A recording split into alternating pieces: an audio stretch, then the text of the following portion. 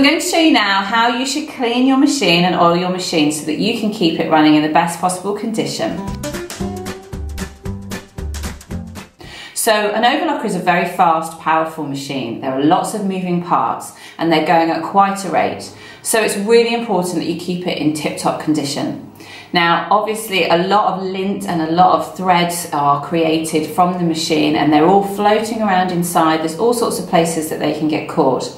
And the problem with that is that over time, if they build up, it's going to stop the mechanism from running as well as it should.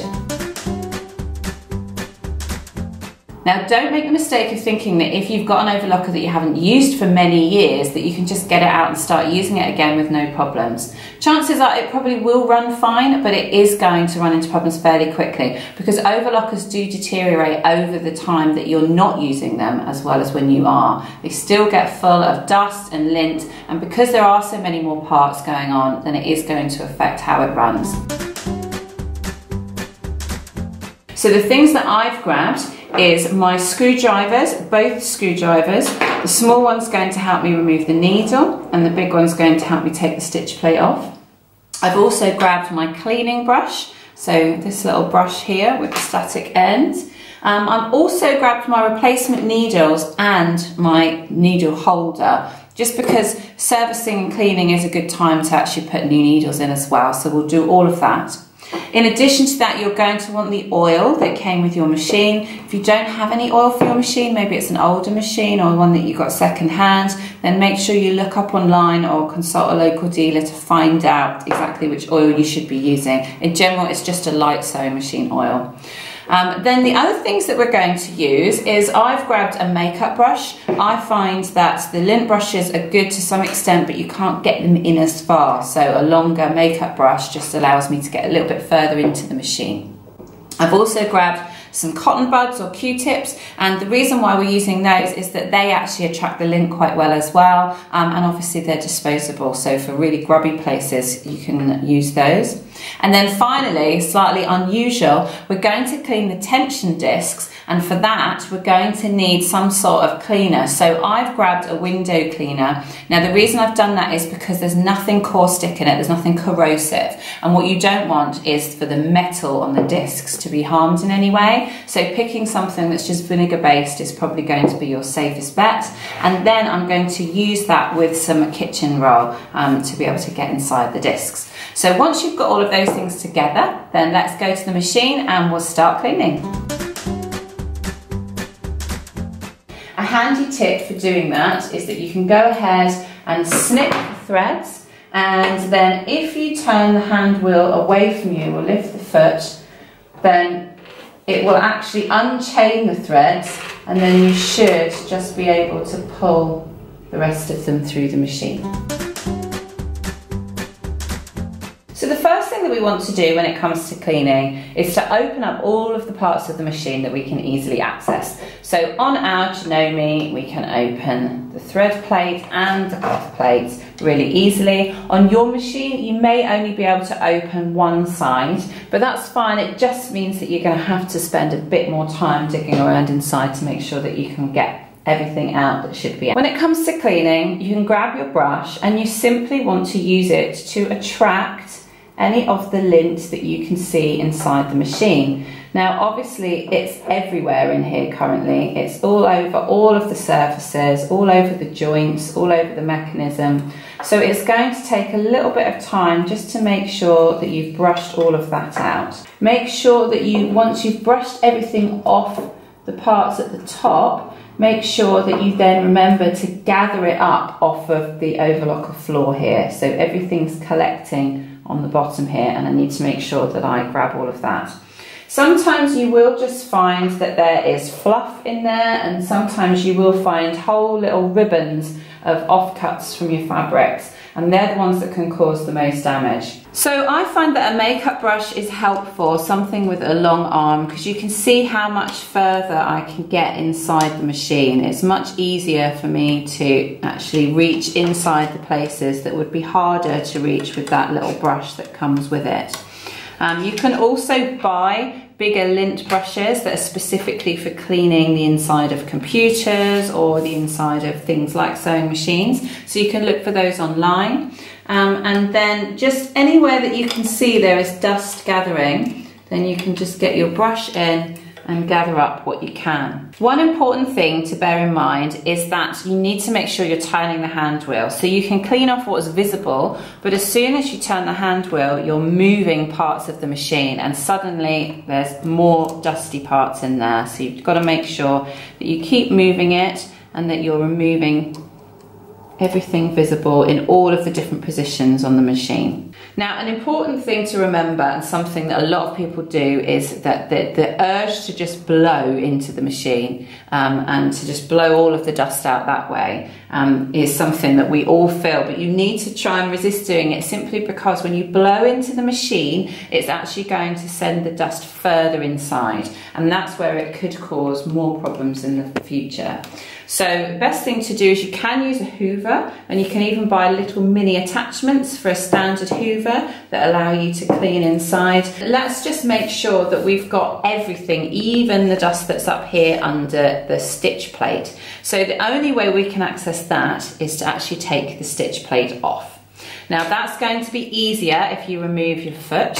So this is where you'll need to consult your manual to find out how you remove your stitch plate. They all come off in slightly different ways and have more than one screw, but this Janome happens to have just the one screw, and it's this one here. So I'm going to use my screwdriver to loosen it. You might find that the first time you take it off, it's really, really tight. So don't be concerned, just keep trying. Make sure you don't put that screw down anywhere you're not going to be able to find it later, because unless your stitch plate is fixed in place, you're not going to be able to use your overlocker. So you definitely don't want to lose that. And then you should just be able to lift it off and slide it out of the way. So you can see how important it was to take that stitch plate off, because there's an awful lot of lint in there. And if you think about how much work those feed dogs do when you're actually using your overlocker, it's really important that we keep them nice and clean. Now, what will probably happen when you're cleaning the feed dogs is that most of the lint will then fall down inside the machine. And if you've just cleaned that, you're going to need to clean it again. So even though I've not done it this time around, I would suggest that you take your stitch finger off and clean it first, and then anything that falls down underneath can get mopped up with everything else. Just be careful when you're in this area that you're not actually using too much pressure. You don't want to bend anything.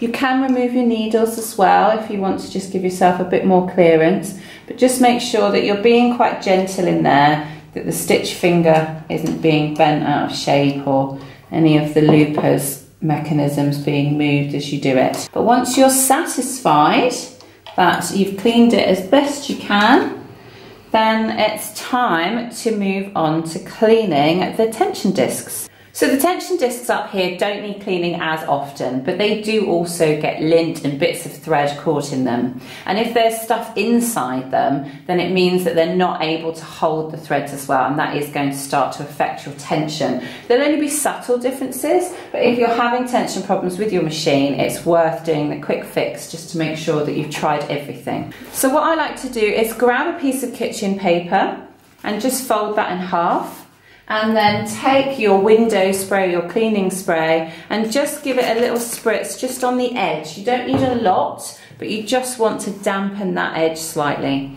And then you can take that and you can pop it between your tension discs and just run them up and down and make sure that you've got anything out of there. Now this overlocker is fairly new and hasn't been used that often, so I'm not getting much out of there. But if this isn't something that you've done for a while or ever, you may find all sorts in there. So that's not too bad, but at least I know that the discs are clean and the area for the thread is great as well. Another thing that you can do to clean these discs is to use dental floss or embroidery thread, and you can put that in and almost floss like you would your teeth and just remove anything that's in there that shouldn't be.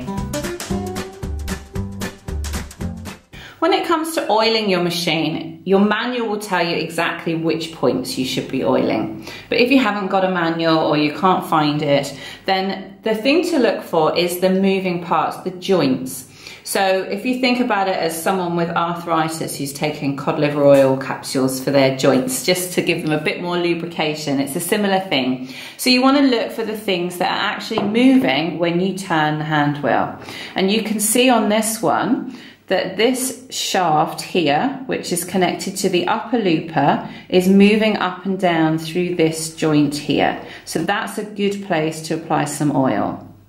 The other part that's moving for the upper looper is this joint here at the bottom. So that's having to swing up and down to allow this one to move up and down. So both of those points could do with oiling. The other place that we'll probably oil is the one here behind the mechanism that controls the lower looper. So you can see here we have a joint that's moving and swinging that around. Over on this side, there are also some mechanisms that are moving, but consult your manual to see if you actually need to oil those. Now, in my Janome manual, it's just telling me that I should be lubricating those 3 points. So that's where I'm going to focus. So the best way to do that, to make sure that you don't apply too much oil, is to use a cotton bud, because if you put the oil directly on from the pot that you have, what you'll probably find is that too much will come out. And the thing is with excess oil is all of that lint that we've just removed, when you continue to sew with it, is going to get attracted to the oil and it's going to get into bigger clumps than it would have done before.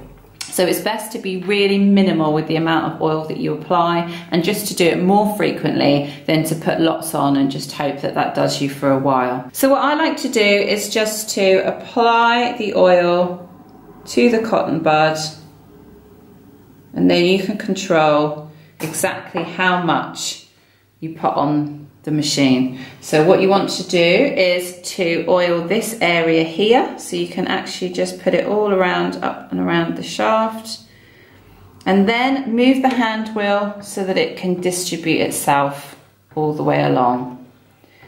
And then just checking and making sure whether you feel like you've got enough oil. If you haven't, you can apply more to the cotton bud. If you just dab it on your finger, you can see if there's still oil on there, and you want to just run it around that joint as well, and again move it just to make sure that it's moving evenly. I can already see a difference in how that mechanism is moving, and when I'm turning the hand wheel it feels like it's much smoother.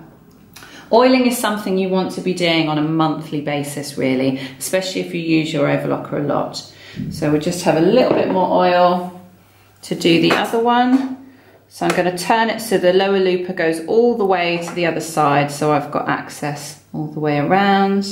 And ideally you want to make sure that the oil is going on metal rather than plastic if you can. So if you can see the metal areas of the joint, that's where you want to be applying it.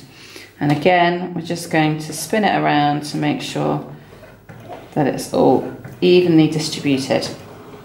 The final place you might want to put some oil is just on this shaft here. You can see that as the needle's going up and down, this shaft is moving in and out of the machine. So that's another good place just to apply a small amount of oil so that that can move more smoothly as well.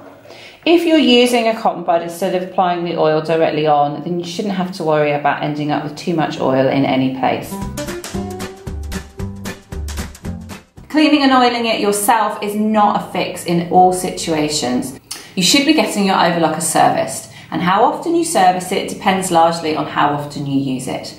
If you're a very regular overlocker user, you probably want to get it serviced once a year. But if it's less frequent, then maybe every couple of years is fine. So if you haven't had it serviced for a while and you think that you probably should, then look online to see where your nearest dealer is, somebody that would be able to service it for you. It all costs roughly £30 to £40 and it will keep your machine in great condition.